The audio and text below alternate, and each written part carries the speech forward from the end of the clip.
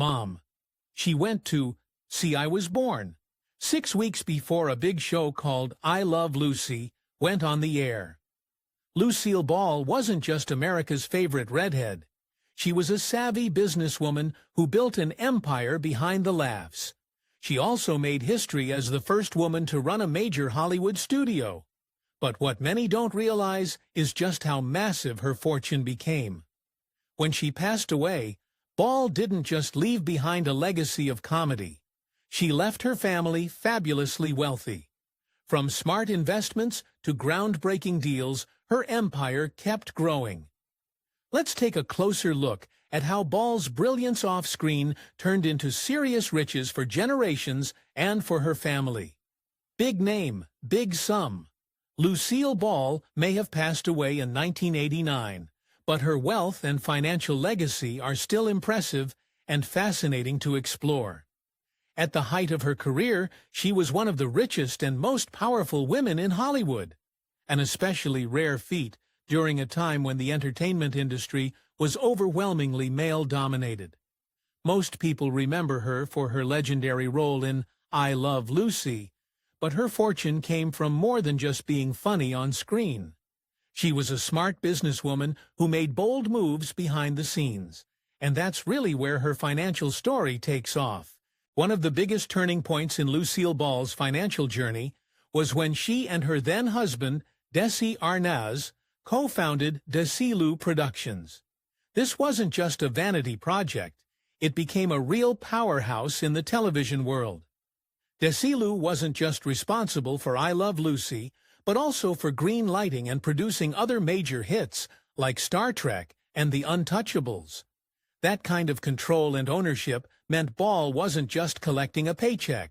She was building equity in her own company, which grew to be one of the largest independent TV production studios in the country. When she eventually bought out Desi's share in the company after their divorce, she became the first woman to run a major Hollywood studio, which gave her even more financial control and success. In 1967, she sold Desilu to Gulf and Western for about $17 million, which would be worth over $150 million in today's dollars when adjusted for inflation. That deal not only set her up with a huge personal fortune, but also cemented her legacy as a major player in the entertainment industry. Even after selling Desilu, she continued acting and producing, which helped her maintain a strong income.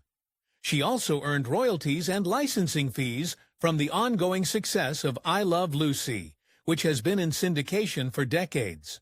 That show never really stopped making money, and because she had partial ownership rights, it continued to generate income for her estate long after her death. At the time of her death, Ball's net worth was estimated to be around $40 million, which would be roughly equivalent to over $100 million today. Her estate continued to earn revenue thanks to syndication, licensing, and merchandise related to her shows. In fact, her legacy is so strong that her name, image, and body of work still bring in money. Museums, memorabilia, streaming services, and even modern documentaries about her life and work contribute to her lasting financial impact. She wasn't just a beloved TV icon, she was a serious business force, and of course, a huge financial support to her children. How much did the kids make? Let's find out. Generational wealth. Most of that wealth went to her two children, Lucy Arnaz and Desi Arnaz Jr. They both followed in their parents' footsteps to some degree, working in the entertainment industry themselves. But they didn't have to worry too much about money thanks to what Lucy left behind. She made sure her estate was solidly managed, and her children got both the money and the rights to her legacy, including royalties, production rights, and stakes in classic TV shows that are still watched and loved. Lucy Arnaz is still active in the entertainment industry, though she's done it her own way. She's been an actress, producer, and a pretty vocal advocate for preserving her mother's memory. You'll find her popping up in documentaries or interviews anytime there's a retrospective on classic Hollywood, particularly if it involves her mom and dad. She's got that combination of groundedness and glamour. You know, the kind of person who probably owns a farm somewhere quiet, but still shows up in New York for Broadway openings. Thanks to Lucy's success, Lucy's never really had to fight for survival in the cutthroat world of showbiz. She's been able to pick and choose what projects matter to her. Desi Arnaz Jr., born just a couple years after Lucy in 1953, had his own turn in the spotlight. He was a musician and actor in his younger years, though he's mostly stepped out of the limelight now. He's been a little more low-key than Lucy, living a quieter life, especially in recent years. He went through his share of ups and downs in the public eye, but again, the cushion of his parents' wealth allowed him to live life on his own terms. That's the kind of privilege that doesn't just come from money. It comes from a legacy strong enough to protect and sustain a family long after the cameras stop rolling. Financially, both Lucy and Desi Jr. have been more than comfortable. When Lucy passed away, her estate and a massive sum back then that's only grown thanks to syndication, merchandising, and the enduring power of nostalgia. That wealth didn't just vanish. It translated into real generational security. Houses, education, opportunities, all those things people scramble for, already there for them. They were essentially born into a brand that continues to pay dividends. And it's not just about the money. It's also about the emotional and cultural capital they carry. Being Ball's children gives them a sort of honorary status in the entertainment world even now. Of course, not everything has been rosy. There have been some complications along the way, especially after Lucille's second husband, Gary Morton, passed away. His widow, Susie McAllister, ended up selling off some of Lucille's personal items, which did not sit well with the family. Lucy and her children actually tried to intervene legally, hoping to preserve those personal effects, not because they were worth a fortune, although they probably were, but because they were pieces of family history. It's one of those classic situations. Even with all the money in the world, emotions and legacy still get messy. People forget that heirs of famous people are still just families trying to hang on to what matters to them. Despite those hiccups, the overall picture is still one of comfort and stability. Lucille Ball didn't just leave behind a show or even a collection of shows. She left behind a life raft for her family, a massive one. Lucy and Desi Jr. have managed to honor her legacy while also living their own lives, which is no easy feat when your mother is a literal television icon. They've been able to do so not out of desperation or the need to hustle every day, but from a place of security and deep personal pride. It's not just about the cash, though. Lucille also left behind something arguably more valuable, the power of her name. Her estate continues to make money today through licensing deals, reruns, and merchandise. That's all carefully handled by her family, especially Lucy, who has been very involved in protecting and promoting her mother's legacy. So in a way, the fortune Lucille passed down wasn't just dollars. It was also cultural and emotional value that her family still carries and builds on. There were also physical properties and personal items included in her estate. Lucille owned homes, art, jewelry, and other valuables that went to her kids. But she was also generous in spirit, known for helping out friends and even giving to charity. Her will was detailed and thoughtful, making sure her loved ones were taken care of, but also making clear what really mattered to her. Her wealth didn't just come from acting, it came from smart decisions, bold risks, and being ahead of her time in knowing how to own and control the content she helped create. That's a big reason why she's still admired today, not just for making people laugh, but for showing that women could lead, innovate, and build real wealth in Hollywood. Speaking of career, Lucille was a staple name back in her time, a beautiful female comedian. She wasn't just a funny woman on screen, she was a true pioneer in entertainment. especially during a time when Hollywood was still very much a man's world. Her career is long, fascinating, and filled with groundbreaking moments, but the true peak of her popularity, the time when Lucille Ball was absolutely everywhere, definitely centers around her iconic show, I Love Lucille. Still, her journey to that point and what came after tells an incredible story of talent, persistence, and a whole lot of laughter. Lucille Ball didn't start out as a superstar. In fact, her early career was pretty rocky. She began as a model in the 30s, and then transitioned into film, mostly working in B-movies. For a long time she was known as the Queen of the B's because she appeared in so many low-budget films. She wasn't taken very seriously by critics, and it looked like she might never break out of that second-tier status. But Lucille was determined, and she worked constantly, racking up roles and getting better with each one. In the 40s, she started working more in radio, and that's actually where the seed for her biggest success was planted. She starred in a radio show called My Favorite Husband, and it was pretty popular. CBS loved it and wanted to bring it to TV. Lucille agreed, but only if her real-life husband, Desi Arnaz, could play her husband on screen too. That's how I Love Lucille was born, and honestly, that's where everything changed for her. When I Love Lucille premiered in 1951, it was an instant hit. Lucille Ball wasn't just funny, she was fearless. The physical comedy she did was totally original for a woman on TV at the time. Whether she was stuffing chocolates in her mouth on a factory line or stomping grapes in Italy, Lucille gave it her all. She was willing to look silly, to fall, to fail, and to get back up again. All for the laugh. Audiences had never seen anything quite like her. She was relatable, charming, and hilarious. People just couldn't get enough of Lucille Ricardo. The show quickly became a cultural phenomenon. By its second season, I Love Lucille was the most watched show in America.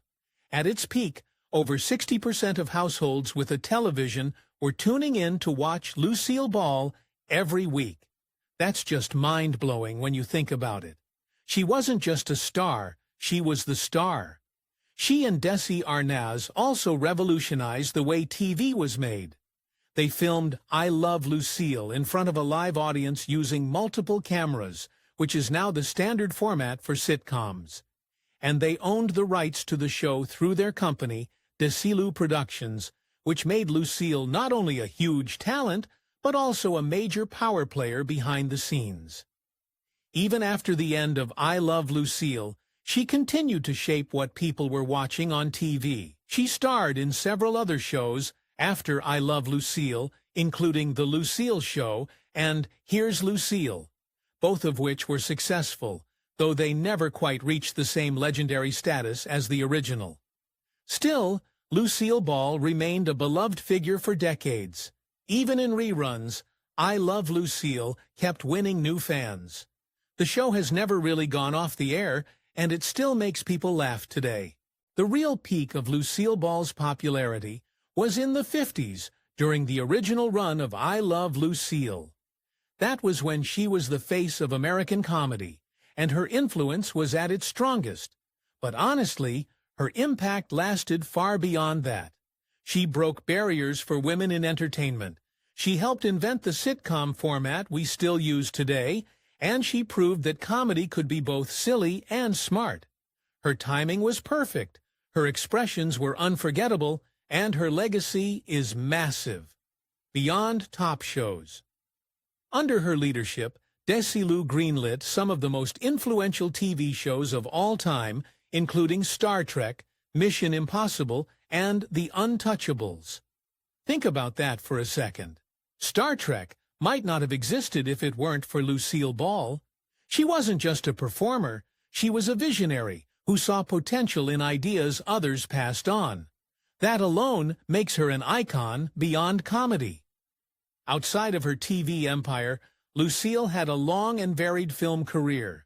Before she became America's favorite redhead, she worked in Hollywood during the 30s and 40s, mostly in B-movies, where she was often called the Queen of the Bees.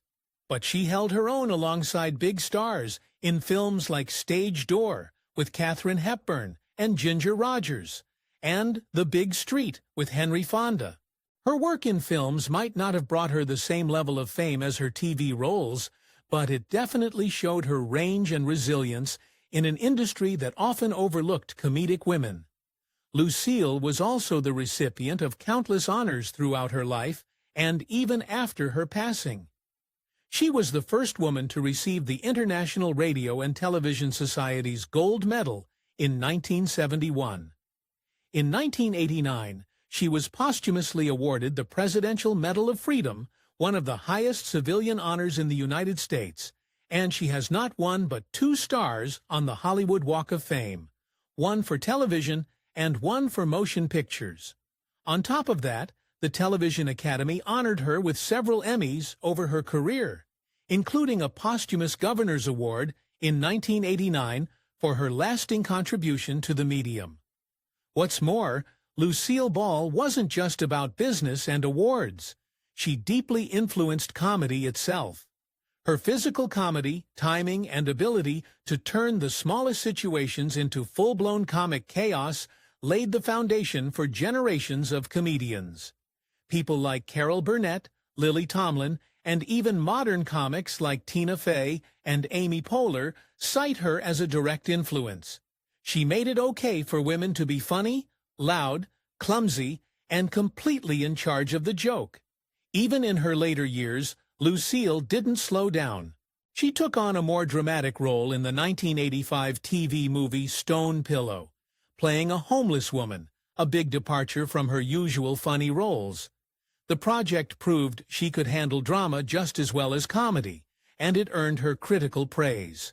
She also made appearances in specials and award shows, always reminding people she was still a force, even if she wasn't front and center in a weekly sitcom.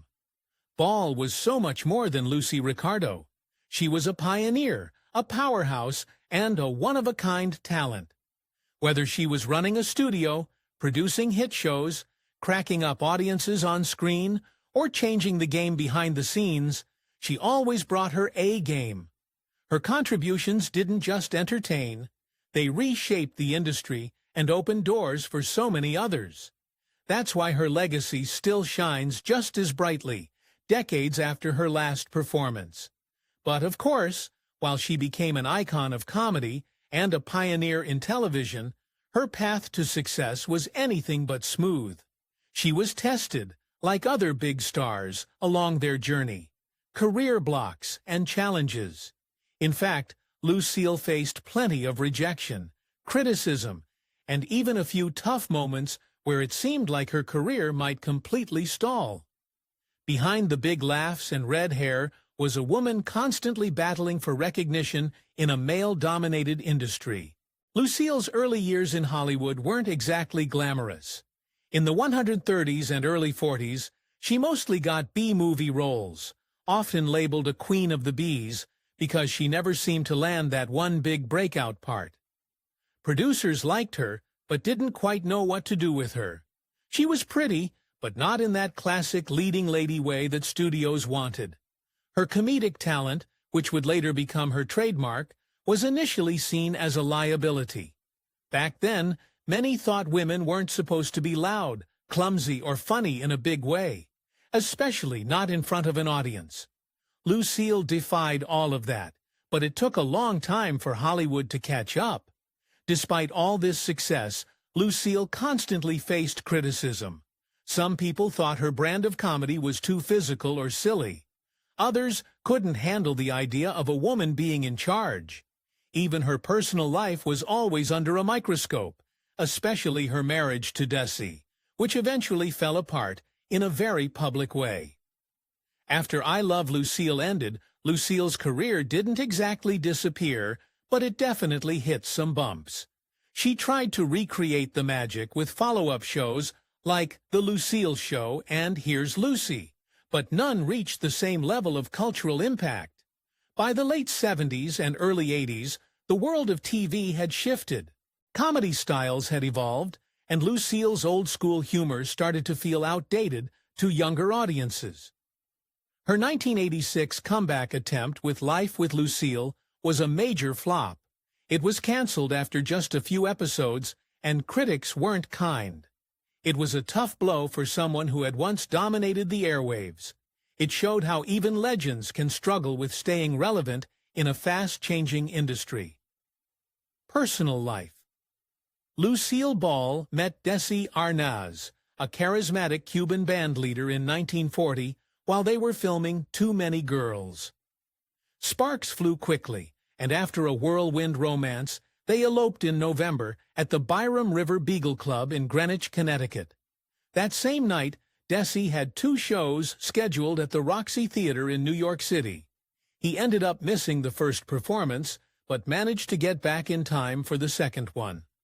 The following year, Lucille and Desi bought a 5-acre ranch in the San Fernando Valley neighborhood of Chatsworth, California, which they affectionately named Desi-Lu, a blend of their names. During the filming of Valley of the Sun, Lucille became pregnant, but sadly, she miscarried in 1942. Desi was drafted into the military in 1943, but because of a previous knee injury, he was classified for limited service. He stayed in Los Angeles and was assigned to work as an instructor at a special training camp. While there, he entertained the troops, essentially using his talents to boost morale rather than serve on the front lines. The next year, Lucille filed for divorce due to Desi's heavy drinking and repeated affairs. She even received an initial divorce decree, but before things became final, the couple reconciled and decided to stay together. Over the next few years, Lucille experienced several more miscarriages, but finally, just weeks before her 40th birthday, she gave birth to their daughter, Lucille Arnaz, in 1951. A little over a year later, their son Desiderio Alberto Arnaz IV, better known as Desi Arnaz Jr., was born. At the time, I Love Lucille was already a huge success, and they made TV history by writing Lucille's real-life pregnancy into the show's storyline. Her C-section was carefully scheduled to align with the air date of the episode where Lucille Ricardo also gave birth. At first, CBS had major concerns about showing a pregnant woman on television. They wouldn't even allow the word pregnant to be said on air. It took the approval of religious advisors for the network to finally green-light the storyline, but they insisted on using the word expecting instead. Desi turned that into a punchline by deliberately mispronouncing it as spectin. The episode was officially titled Lucille is on Saint, borrowing the French word for pregnant, though titles never actually appeared during broadcasts. The episode aired, and an astonishing 44 million viewers tuned in to watch Lucille give birth to little Ricky. On that very same day in real life, Lucille gave birth to Desi Jr. in a Los Angeles hospital. The moment was so iconic, it landed on the cover of the very first issue of TV Guide, published for the week of April 3rd to 9th, 1953.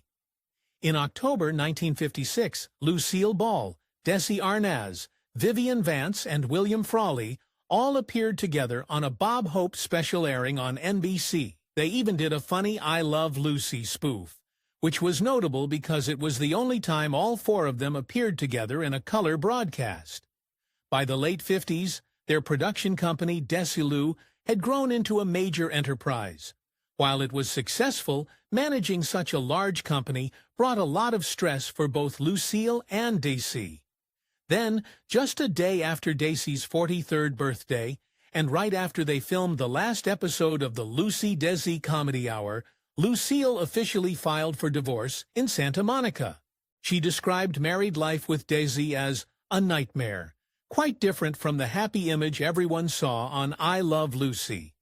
The divorce was finalized on May 4, 1960. Despite the breakup, Lucille and Desi stayed friends for the rest of his life, often speaking warmly about one another. Interestingly, her real-life divorce influenced her later TV roles, where she usually played single women, often widows. The following year, Lucille took on the lead role in the Broadway musical Wildcat, where she worked alongside Keith Andes and Paula Stewart. This show sparked a long-lasting friendship with Stewart, who eventually introduced Lucille to her second husband, Gary Morton. Morton was a comedian from the Borked Belt circuit and was 13 years younger than Lucille. They got married on November 19, 1961. Gary hadn't actually seen an episode of I Love Lucy before meeting her because of his busy schedule, but Lucille quickly brought him into her production company, taught him the ropes of TV production, and later promoted him to producer. He also made occasional cameo appearances in her shows. The couple maintained homes in Beverly Hills, Palm Springs, and Snowmass Village, Colorado. Lucille was clearly happy with her choice of partner. In 1983, she wrote to a friend, "Boy, did I pick a winner. After 19 years with that Latin lover, I never expected to marry again, but I'm glad I did." She was also famously vocal about her feelings regarding her son, Desi Jr.'s relationships. She didn't approve of his romance with actress Patty Duke, and when he dated Liza Minnelli, Lucille commented, "I miss Liza, but you cannot domesticate Liza." Life and death. Lucille was born in Jamestown, New York. She was the firstborn and only daughter of Henry Durrell Had Ball, who worked as a lineman for Bell Telephone, and Desiree Evelyn Dee Dee Ball. The family were members of the Baptist Church. Lucille's ancestry was primarily English, with some Scottish, French, and Irish roots. A few of her ancestors were among the earliest settlers in colonial America, including Elder John Crandall of Rhode Island and Edmund Rice, who emigrated to the Massachusetts Bay Colony from England. Because of her father's job with Bell Telephone, the family moved frequently during Lucille's early years, first to Anaconda, Montana, then to Trenton, New Jersey. Tragically, while the family was living in Wyandotte, Michigan, her father passed away from typhoid fever on February 28, 1915, when Lucille was just 3 years old. At the time, her mother was expecting a second child, Fred Ball, who was born later that year. Lucille later recalled very little from the day her father died, except a vivid memory of a bird flying into their home, an incident that sparked her lifelong fear of birds. Following her husband's death, Dee Dee moved the family back to New York, where Lucille and her brother Fred were raised with help from their maternal grandparents in the village of Celeron, a lakeside summer resort near Chautauqua Lake. They lived at 59 West 8th Street, which would eventually be renamed Lucy Lane. Also living in the house were Lucille's aunt and uncle, Lola and George Mandikos, along with their daughter, Cleo, Lucille's cousin and childhood companion. Cleo would later work as a producer on many of Lucille's radio and TV shows, and Lucille introduced her to her second husband, critic Cecil Smith of the Los Angeles Times. Lucille had a deep affection for Celeron Park, a bustling local amusement park with attractions like a boardwalk slide into the lake, a roller coaster, a ballroom, and a stage for vaudeville acts. These childhood experiences clearly helped shape her early interest in show business. 4 years after the death of her father, Dee Dee remarried Edward Peterson. While Dee Dee and her new husband looked for work in another town, Lucy and Fred were left in the care of Peterson's parents. These step-grandparents were strict Swedish Puritans who removed all mirrors from the house except for one in the bathroom. Lucy was once scolded harshly for admiring her reflection, an event she later said had a lasting impact on her, especially during the 7 or 8 years she lived with them. At the age of 12, Lucy's stepfather encouraged her to audition for a Shriners show that needed performers. The experience of being on stage made a strong impression. She discovered that performing earned her the praise and attention she longed for. In 1927, hardship struck again when her family had to move into a modest apartment in Jamestown after their home, and belongings were sold to cover a legal settlement. Despite these early struggles, Lucy's love for the stage had already taken root, setting the foundation for a legendary career. On April 18, 1989, Lucille Ball was admitted to Cedars-Sinai Medical Center in Los Angeles after experiencing chest pains. Doctors diagnosed her with a dissecting aortic aneurysm near her heart. She underwent a lengthy 7-hour operation to repair the damage and received an aortic valve replacement, which was initially deemed successful.